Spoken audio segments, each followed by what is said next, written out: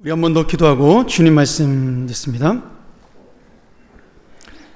하나님 아버지, 오늘 우리에게 이 귀한 말씀의 시간을 다시 한번 허락하시니 감사합니다. 전하는 자는 오직 주의 말씀을 전하고 듣는 자는 주의 은혜를 만나는 귀한 시간 될 수 있도록 함께 하시고, 성령께서 우리의 갈바와 우리의 마음과 우리의 인생을 주장하는, 그리하여 우리의 마음속에 믿음의 결단이 있는 은혜의 시간 될 수 있도록 함께하여 주시옵소서. 오늘 부족한 종 오직 주님의 은혜를 구하오니 주께서 입술과 말씀을 주장하여 주시옵소서. 예수님의 이름으로 기도합나이다. 아멘. 여러분들도 많이 보셨겠지만 그 프랑스의 유명한 작가 중에 빅토르 위고라는 유명한 소설가가 있습니다.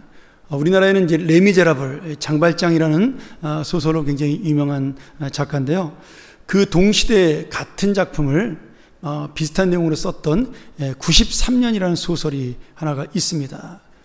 이 소설도 빅토르 위고가 프랑스 대혁명 기간에 있었던 왕당파와 혁명파의 그 갈등을 그린 그런 소설인데, 이 93년의 제목 자체가 1793년의 줄임말로 그 마지막 두 자리를 93년으로 제목을 잡은 겁니다. 이 1793년은 프랑스에 있어서는 굉장히 큰 역사적인 의미를 갖는 해인데요. 당시 마지막 왕정 시대의 왕이었던 루이 16세가 처형을 당하게 되고, 방디지아의 반란이라는 유명한 반란이 일어나면서 나라가 혼란에 빠졌을 때 나폴레옹이 등장해서 그 반란을 진압하고 프랑스의 영웅으로 떠오르는 그런 해이기도 합니다. 그 유명한 그 자유평등박이라는 프랑스의 정신이 이제 유럽에 심어지게 되는 그런 해가 되기도 하죠. 그런데 이 소설 가운데 이런 인생에 대한, 이 빅토르 위고가 인생을 비유하면서 이런 이야기를 적었습니다. 큰 배가 아마 군함이었던 것 같아요. 항해 도중에 큰 태풍을 만나게 됩니다. 그리고 이 배의 갑판에는 큰 대포들이 이렇게 여러 대가 실려 있었는데, 계속해서 태풍이 불고 바람이 부니까 배가 이리저리 흔들리다가 그만 그 무거운 대포를 묶고 있던 쇠사슬이 끊어지면서 그 쇠로 된 대포들이 이리 흔들리고 저리 흔들리고 막 갑판 위를 굴러다니게 된 겁니다. 그래서 태풍 때문에도 어려운데 이 굴러다니는 쇠대포로 인해서 배가 부서지고 사람이 거기에 깔리고 다치는 일이 다반사가 생기게 되었습니다. 결국 그 배에 있던 몇 명의 선원이 결사적으로 그 굴러다니는 대포를 목숨을 걸고 붙잡아서 배가 완전히 부서지는 걸 간신히 막게 되고 배가 살아나게 되죠. 빅토르 위고는 이 이야기를 통해서 우리 인생을 폭풍 속에 있는 태풍을 만난 배로 비유하고 있습니다. 무슨 말이냐면, 지금 우리 인간을 파괴하는 가장 무서운 적은 밖에서 밀려오는 태풍과 같고, 그리고 폭풍 같은 바람처럼 보이지만, 사실 우리를 진짜로 괴롭히는 것은 그 배 안에 있는 대포처럼 이리 굴러다니고 저리 굴러다니면서 우리들의 마음과 우리들의 미움을 일으키고 우리에게 원한과 분노를 일으키고, 힘든 일이 있을 때 낙심과 절망을 일으키는 것이 바로 더 큰 문제다. 우리 인생의 문제는 밖에 있지 아니하고 내 마음 가운데 있다라고 그렇게 우리에게 교훈을 주고 있습니다.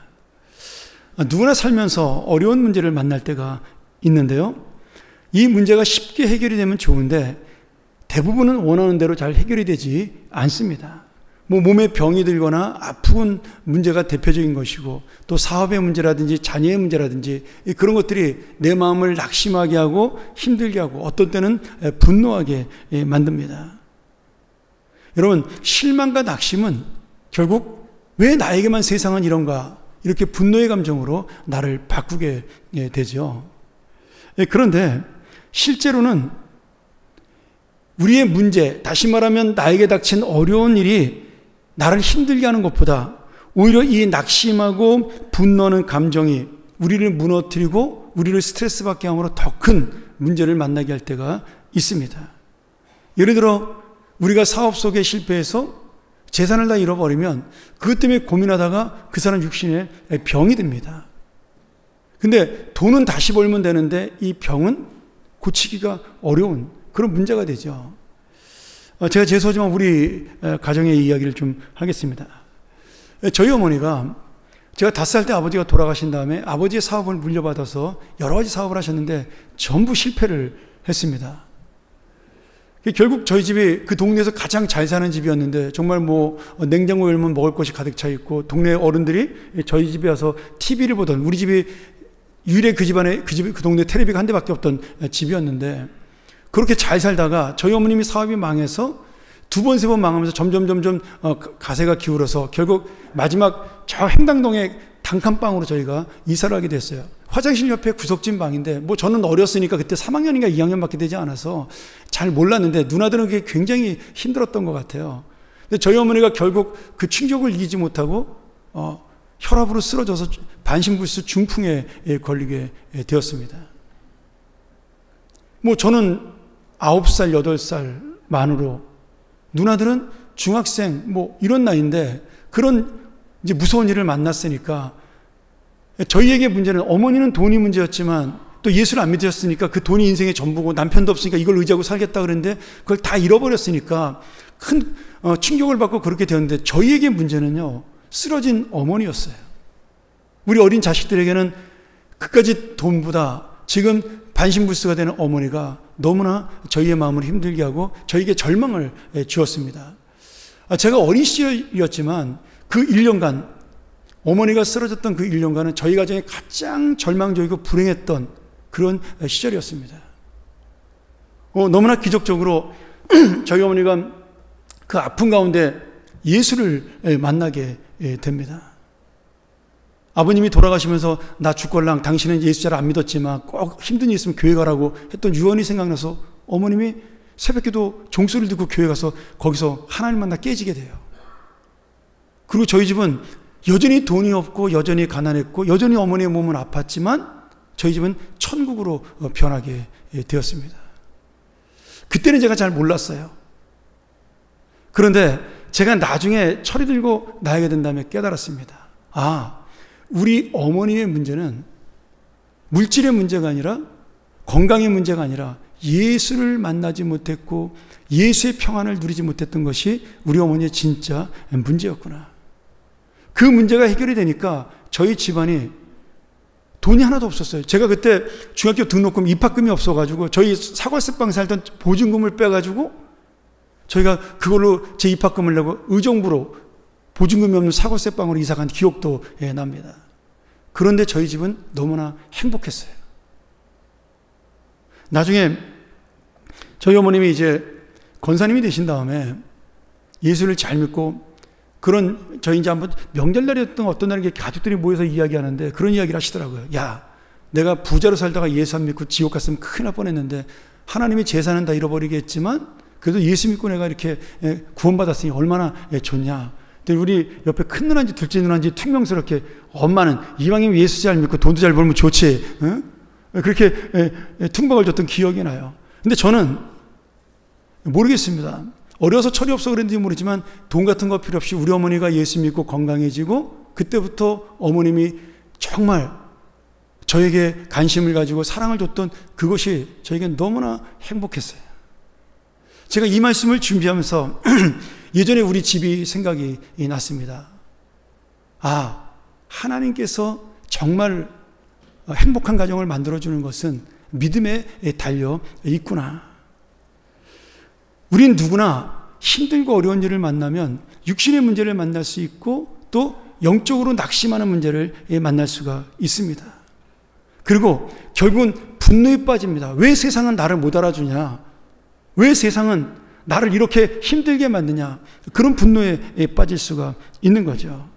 그런데 믿음으로 문제를 돌아보면 처음에는 힘이 들고 어렵지만 시간이 지나감에 따라 하나님의 그 은혜를 가지고 나를 돌아보게 됩니다. 하나님께서 왜 이렇게 나를 힘들게 인도하실까? 그러면서 거기서 하나님을 의지하게 되면 그 믿음이 한 단계씩 성장을 하게 됩니다. 그래서 우리가 조금은 인생에서 어려운 일을 만나는 것도 필요하고 고난을 만나는 것도 분명히 필요합니다. 여러분, 제가 항상 그 얘기 하잖아요. 엄하게 키운 자녀가 효도하지, 편하게 아주 사랑으로 키운 자녀는 효도하지 않습니다. 하나님의 마음을 아는 자녀가 되기 위해서는 그런 고난도 역경도 필요한 거죠. 가끔 제가 너무 힘들었을 때 하나님 앞에 그렇게 기도한 기억이 나요. 하나님, 나 이렇게 힘들게 하지 않아도 제가 하나님 뜻대로 살려고 애를 쓸 수 있는데 이 고난의 의미를 저는 깨달을 수 있을 것 같은데 하나님 너무 힘듭니다. 조금 좀 낮춰주시면 안 될까요? 제가 그렇게 기도한 적이 있습니다. 그런데 돌이켜보면 그 어려움과 고난 속에서 결국은 제가 있는 이 자리, 하나님이 주시는 은혜의 자리가 다시 세워지는 역사를 만날 수가 있었다라는 거죠. 오늘 이 다윗에 대한 말씀이, 제가 오늘서부터 다시 몇 주 동안 우리 다윗에 대한 이야기를 다시 나누려고 그러는데, 이 다윗이 바로 그러한 낙심과 절망과 그리고 그 절망이 분노로 변하는 모습을 보여주게 됩니다. 우리가 1절 말씀에 읽었지만 오늘 이 사무엘상 25장 전체가 우리의 말씀인데 한번 집에 가서 전체를 한번 보시면 좋겠습니다. 다윗이 자기를 왕으로 기름 부음 받아 세운 사무엘이 죽었다는 소식을 듣게 돼요. 다윗은 사실 사울왕에게 쫓겨다니긴 했지만 사무엘이 기름 부음 받았다는 사실 때문에 희망을 걸고 살았어요. 나중에 사울왕이 죽으면 내가 이 사무엘의 지도를 받아서 왕이 될 수 있을 것이라고 생각을 한 그런 희망을 가지고 살았습니다. 그러니까 쫓겨다니면서도 낙심하지 않은 거죠. 그런데 유일하게 자기가 하나님의 진짜 왕으로 기름 부음 받았다는 사실을 알게 된 가족을 제외한 사무엘이 죽게 된 거예요. 사무엘은 사울을 두려워했기 때문에 다윗에게 올 때 몰래 와서 기름 부음을 받고 갔습니다. 그러니 다윗이 왕으로 기름 부음을 받았다는 사실은 사무엘 선지자와 다윗의 가족밖에 없는 거예요. 근데 그 사무엘이 죽어버렸으니까 이제 다윗이 기름 부음을 받았다는 사실을 아무도 알지 못하는 거죠. 어떻게 보면 이 고난이 이제는 끝나지 못할 수도 있다라는 생각이 다윗의 마음을 사로잡게 된 겁니다. 그래서 너무 겁이 나서 가장 최남쪽 지방에 있는 바란 광야로 다윗이 사울을 피해 도망가게 됩니다. 아마 24장에 보면 다윗이 사울을 죽을 위기에서도 살려줬기 때문에 사울이 다윗을 쫓는 것을 멈췄던 것 같아요. 그래서 이 다윗이 조금은 편안하게 살고 있었는데 사무엘이 죽었다는 소식을 들으니까 너무나 두려움 속에 빠지게 된 겁니다. 그리고 도망가게 된 거죠. 근데 광야에 갔더니 먹을 게 없잖아요. 자기를 따라다니는 400명의 군사와 가족들을 먹일 수 있는 식량이 없는 겁니다. 다시 다윗은 그런 이유로 이 갈멜이라는 지방에 오게 됩니다. 이 갈멜 지방에는 나발이라는 유명한 부자가 살고 있었어요. 양과 염소를 수천 마리 키우고 있는 그러한 부자였는데 다윗은 그 양을 치는 목장에 가서 말은 하지 않았지만 그 양이 잘못되지 않도록 보호해주고 짐승으로부터 도와주고 뭐 이러한 역할을 하면서 그 재산을 보호하는 그런 역할을 하게 됩니다. 아마도 다윗은 내가 이렇게 잘 도와주면 그리고 나중에 좀 우리에게 식량을 달라고 이야기하면 이 나발이 자기를 도와줄 것이라고 생각을 한 것 같아요. 그리고 다윗은 이미 백성들에게 좋은 소문이 퍼진 사람이었어요. 그가 어려워도 블레셋 군인을 물리칠 수 있도록 우리 마을을 돕더라. 이런 소문들. 원수가 자기를 죽이려고 하지만 끝까지 사울왕에게 대적하지 아니하고 다윗은 믿음으로 살더라. 그래서 많은 백성들이 사울을 두려워하면서도 이 다윗을 좋아했어요. 그러니 다윗은 그런 생각을 하고 이 목장을 도와주고 나발에게서 도움을 좀 받으려고 했던 것 같아요. 그런데 나발은 그 소식을 듣고는 뭐라고 얘기하냐면 야, 다윗이 도대체 뭐하는 놈이야? 나 듣도 보도 못한 이름인데 어디 와가지고 남의 재산을 축내려고 그래. 그러면서 다윗을 모욕하고 알면서도 다윗을 무시합니다. 다윗이 그 모욕의 분노에서 군사들이 이끌고 그 나발의 가문에 있는 모든 남자들을 죽이기 위해서 출발하게 되죠. 우리 25장 21절과 22절 한번 볼까요? 다윗이 이미 말하기를 내가 이자의 소유물을 광야에서 지켜 그 모든 것을 하나도 손실이 없게 한 것이 진실로 허사라. 그가 악으로 나의 선을 갚는도다. 내가 그에게 속한 모든 남자 가운데 한 사람이라도 아침까지 남겨두면 하나님은 다윗에게 벌을 내리시고 또 내리시기를 원하노라 하였더라. 여러분, 이 표현이 뭐냐면 내가 그놈을 꼭 죽여버리고 말겠다, 이런 결심이에요. 근데 이 다윗이 분노해서 찾아온다는 소식을 나발의 부인이었던 아비가일이라는 현명한 여인이 듣게 됩니다. 그리고는 다윗의 군사들이 먹을 수 있는 모든 식량을 싣고 다윗 앞에와 무릎을 꿇고 남편의 어리석은 잘못을 용서해달라고 남편 몰래 찾아와서 다윗에게 용서를 구합니다. 그러면서 그냥 용서를 구한 것이 아니라 하나님의 말씀으로 다윗을 설득해요. 우리가 읽은 마지막 31절과 32절이 그 말씀이죠. 다윗이 이 말씀을 듣고 자기의 마음이 풀리게 됩니다.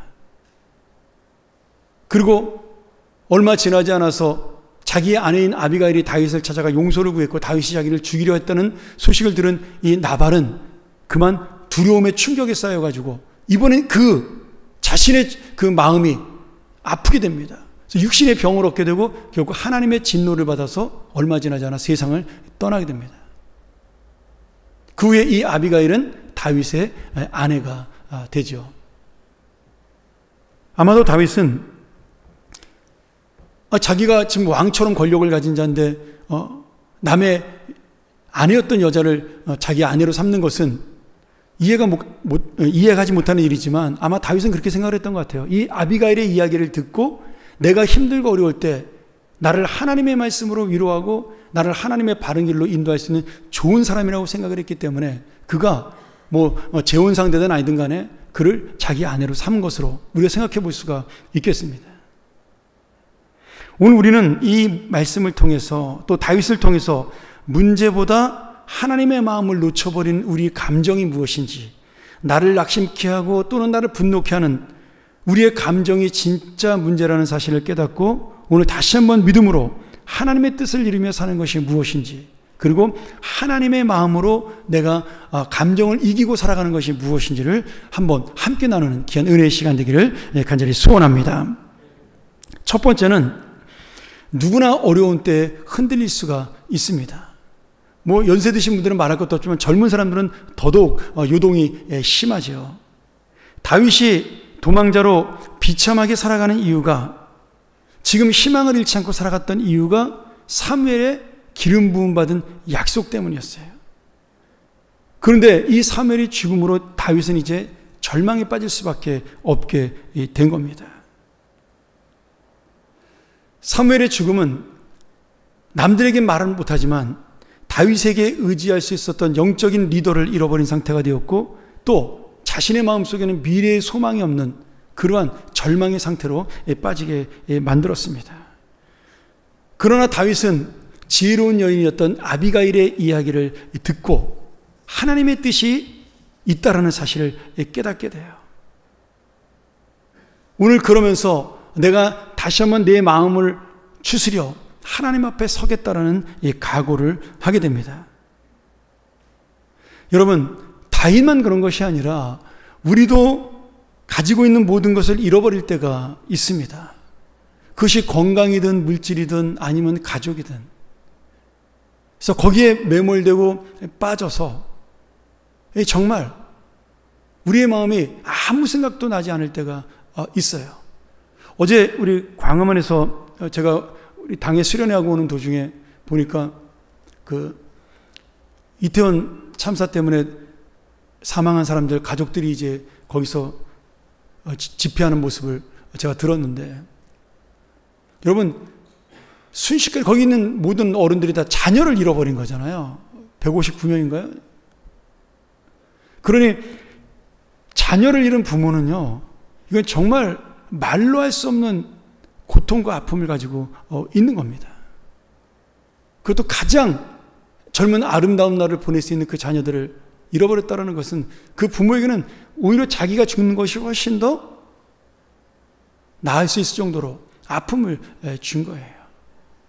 근데 어느 순간에 우리에게도 이런 아픔이 올 수가 있다는 거예요. 제가 그 글을 보다가 그 이태원 참사로 죽은 남자 대학생의 누나가 쓴 글을 우연히 보게 됐는데, 정말 아무 관계없는 난데도 그분이 예수 믿는 분이었어요. 그래서 이제 찬양을 듣고 이제 하나님 앞에 쓴 이렇게 글을 잠깐 있는데 제가 가슴이 너무 아프더라고요. 얼굴도 모르는 형제, 이름도 모르는 형제예요. 근데 그런 일이 그 사람들뿐만 아니라 누구에게나 만날 수 있는 남의 일이 아니라는 거죠. 이 세상을 살다 보면 다 겪을 수 있는 일이라는 거예요. 이런 경험이든 저런 경험이든. 그래서 우리가 그 아픔을 함께 이해할 수 있는 마음을 가져야 하는 겁니다. 오늘 이 다윗이 정말 자신도 모르게 본인이 그런 감정을 가지고 싶어서 절망 속에 빠진 게 아니잖아요. 실망한 게 아니잖아요. 낙심한 게 아니잖아요. 분노한 게 아니지 않습니까? 그런데 우리 인간은 연약하기에 그럴 수밖에 없다라는 거예요. 그러나 다시 한번 내가 이때에도 믿음으로 하나님을 붙들어 낙심과 실망과 분노와 그 원망의 감정을 이기고 정말 하나님의 사람으로 성장하고 세워지는 그런 믿음을 달라고, 그 뜻을 알게 해달라고 기도할 수 있는 여러분 되기를 주의 이름으로 간절히 축원합니다. 두 번째로, 우리가 어려운 때에 흔들리지만 믿음의 마음이 무엇인지를 생각하고 다시 설 수 있는 은혜를 가져야 합니다.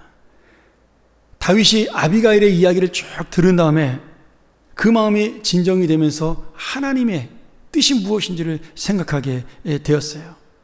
그래서 아비가일을 칭찬하면서 오늘 내가 너 때문에 피를 흘리지 않게 되었다. 복수하는 마음을 갖지 않게 되었다. 이렇게 아비가일을 칭찬합니다. 여러분, 그 당시에 장군 왕이면 뭐 나발한 사람처럼 죽이는 것은 아무 문제가 되지 않습니다. 그게 힘 있는 사람의 마음이고, 특별히 고대 사회에서는 그것이 허용되는 세상이잖아요. 그런 감정을 가진다고 해서 누가 뭐라 그럴 사람이 없는 겁니다. 그것이 사실은 사울 왕이 다윗을 죽이려고 했던 마음이잖아요. 죄 없는 다윗을. 그리고 이방 왕들이, 하나님을 모르는 이방 사람들이 가지는 마음이에요. 어떻게 보면 그것을, 그런 분노의 마음을 품는 것, 원망과 낙심의 마음을 품는 것이 죄인 줄도 모르고 나쁜 것인 줄도 모르고 당연한 것으로 아는 것이 이 세상 사람들의 마음입니다. 그런데 다윗은 이 말씀 속에 회개하는 모습을 보이지 않습니까? 왜 그래요? 하나님의 뜻이 아니라는 것을 알기 때문이에요. 지금 다윗이 갖고 있던 나발에 대한 분노는요, 다윗이 살아왔던 인생의 그 모습이 아닌 거예요. 믿음의 모습도 아니고 선한 목자의 모습도 아닌 겁니다. 다윗은 24장에서 자기를 죽이려던 사울왕을 죽일 기회가 있었지만 그를 용서하고 그를 사랑하는 그 모습을 보여준 사람이에요. 도액이라는 사울의 신하가 자기를 밀고 하고 고발했지만 도액에게 해코지하지 않았습니다. 또 그일라 사람들인가요? 다윗이 그 그일라 사람들을 도와서 블레셋 군인들을 물리쳤는데 이 그일라 사람들이 은혜를 원수로 갚는다고 다윗이 자기네 마을에 있다고 사울에게 고발을 했어요. 저 같으면 이 군사력을 가지고 그일라 사람들을 다 그냥 심판했을 텐데 다윗은 그 이야기를 듣고 어떻게 해요? 자기의 군사들을 데리고 광야로 물러납니다. 야, 그들이 얼마나 힘들면 그랬겠냐. 사울왕에게 걸리면 죽을까 봐 그런 건데 우리가 이해해야지. 그러면서 오히려 부하들을 다독거려서 자기가 피신했던 그러한 사람이었습니다. 한 번도 다윗은 자기를 원수처럼 생각하는 사람을 미워한 적도 없고 그를 죽이려고 한 적도 없고 오직 하나님께만 그 억울함을 호소했던 믿음의 사람이었어요. 그런데 어느 순간에 사무엘이 죽었다는 소식을 듣자 그 마음속에 숨겨져 있던 이 인간의 감정과 분노가 올라와서 다윗이 지금 이러한 악한 마음을 갖게 된 것입니다. 여러분, 다윗만 그런가요? 누구나 다 그럴 수 있습니다. 누구나 다 우리는 연약해질 수 있고 누구나 다 이런 인간적인 감정에 빠질 수 있습니다. 여러분, 교회를 떠나는 수많은 사람들이 신앙적인 문제로 떠나는 사람도 있겠지만 제가 봤던 많은 사람들은요, 사업이 실패해서 떠난 사람들이 훨씬 더 많습니다. 저는 너무 안타까워요. 그것은 부끄러운 것도 아니고 창피한 것도 아닙니다. 근데 예전에 내가 힘을 줘 말할 수 있었던 사람이 예전에는 그러면 돈 때문에 살았나요? 아니잖아요. 그게 너무나 안타까운 거죠. 그 마음의 연약함과 낙심함을 이기지 못하면 믿음을 떠날 수밖에 없게 되는 겁니다. 물론 뭐 다른 교회 가서 신앙생활 할 수도 있고 그런 교회들이 많죠. 뭐 우리 교회만 있는 것이 아니라 많은 교회들이 그런 일들이 일어납니다. 그런데 오늘 주님께서는 분명히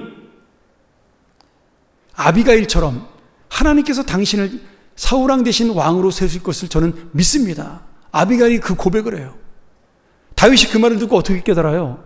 아, 나를 왕으로 세우시는 분은 사무엘이 아니라 누구예요? 하나님이구나. 이 사실을 깨닫게 되는 겁니다. 내가 그동안 사무엘을 의지했구나.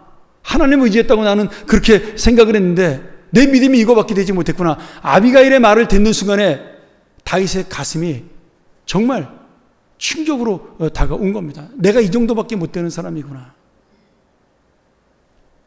그래서 이 다윗이 자존심을 버리고 아비가일 앞에 고백한 거예요. 내가 피를 흘릴 뻔한 그런 악한 사람이 될 뻔했구나. 여러분, 우리를 세우신 분, 우리에게 생명을 주신 분은 하나님이세요. 우리를 다시 세우실 분도 하나님이세요. 아니, 우리가 다시 이 세상에서는 성공하지 못한다 하더라도 하나님의 영원한 생명은 우리에게 여전히 남아 있는 것입니다. 여러분, 그렇잖아요. 우리가 물질을 택하겠어요? 영생을 택하겠어요? 간단한 답이 나오잖아요. 그런데 나도 모르는 사이에 인간적인 감정에 휩싸이면 그 믿음을 내려놓게 된다라는 거예요. 사랑하는 여러분, 오늘 하나님께서 이 다윗을 깨닫게 하신 이 마음이 오늘 우리에게도 넘쳐나기를 간절히 축원합니다. 만일 다윗이 인간적인 분노의 감정을 이기지 못하고 나발을 죽였다면 그 순간은 속 시원했을 거예요. 그런데 그동안 다윗을 좋게 보았던 백성들은 아마도 다윗에게 등을 돌렸을 것입니다. 아, 다윗도 별 수 없는 사람이구나. 자기의 힘 가지고 약한 사람을 마음대로 죽이는 사람이구나. 그러나 다윗은 이 순간에 자기의 마음을 돌이킴으로 인해서 분노가 아닌 백성들의 사랑을 다시 입게 되고 신뢰를 얻게 됩니다. 그리고 오히려 나발처럼 어리석은 사람도 이해하고 받아들이는 성군으로 인정을 받게 돼요.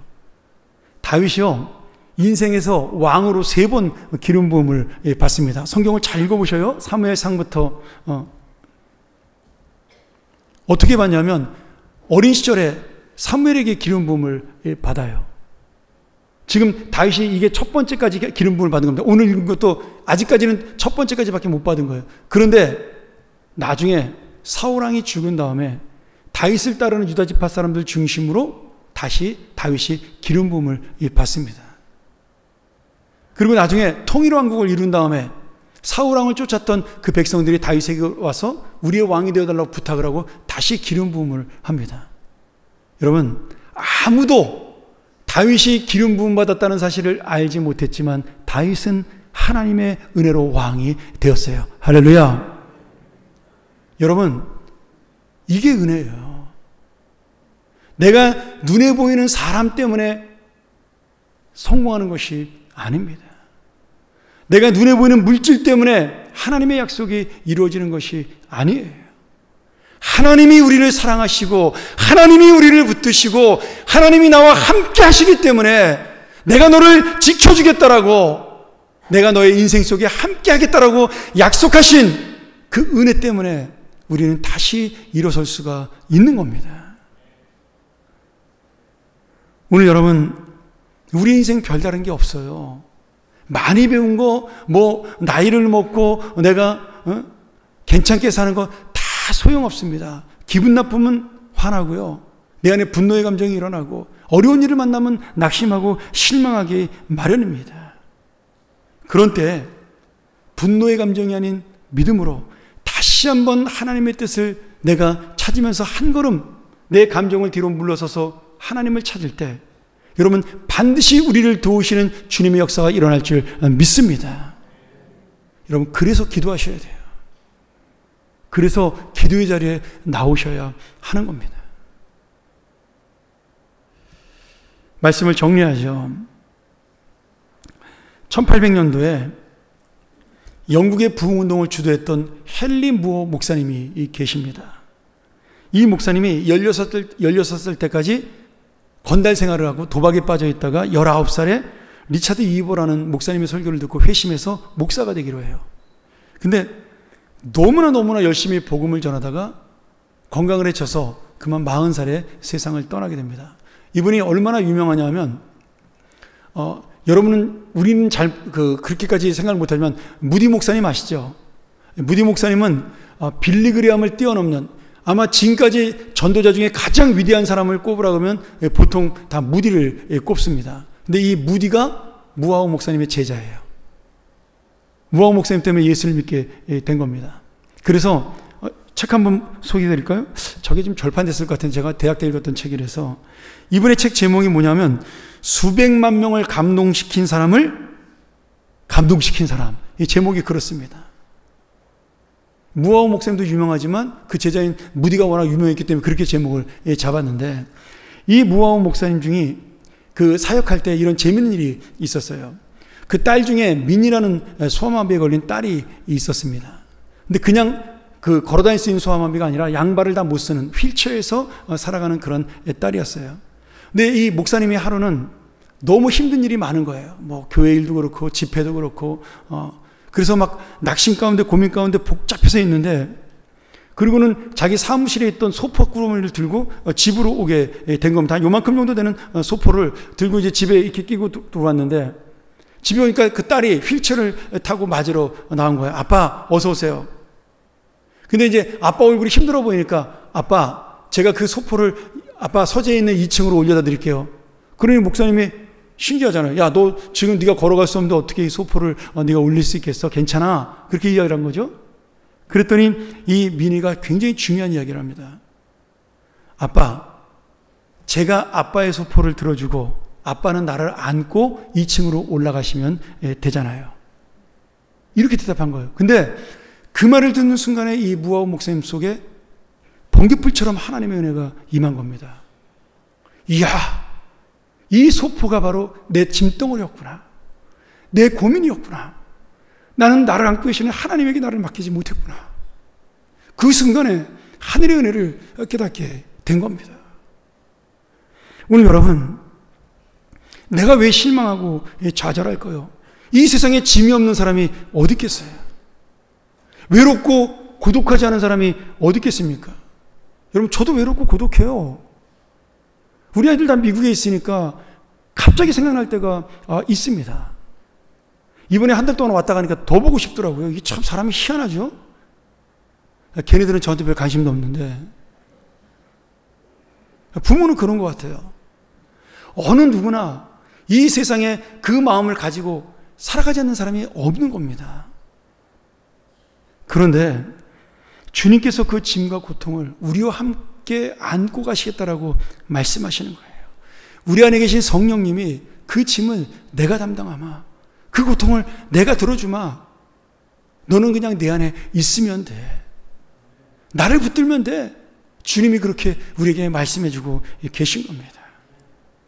이스라엘 백성이 포로 생활할 때 절망 중에 빠져 하나님께 울부짖었어요. 그때 이사야 선지자가 그 백성들을 향하여 이렇게 예언의 말씀을 주십니다. 이사야서 41장 10절이죠. 세 번역으로 제가 한번 읽죠. 내가 너와 함께 있으니 두려워하지 말아라. 내가 너의 하나님이니 떨지 말아라. 내가 너를 강하게 하겠다. 내가 너를 도와주고 내 승리의 오른팔로 너를 붙들어 주겠다. 여러분, 오른팔로 붙들으시는 주님이 바로 우리를 안고 가시겠다라는 이야기예요. 네 힘이 아니라 내가 붙든 나의 힘으로 너를 인도하겠다라는 주님의 사랑입니다. 여러분, 내가 왜 실망하고 내가 좌절해요? 나를 믿고 살고 내 힘을 믿고 살고 내 능력을 믿고 살아가니까 실망하고 좌절하는 거죠. 내가 갖고 있는 이까지 것들 아무것도 아니고 주님이 전부라고 생각하는 그 순간에 내가 조금은 힘이 들어도 우리는 다시 일어설 수가 있습니다.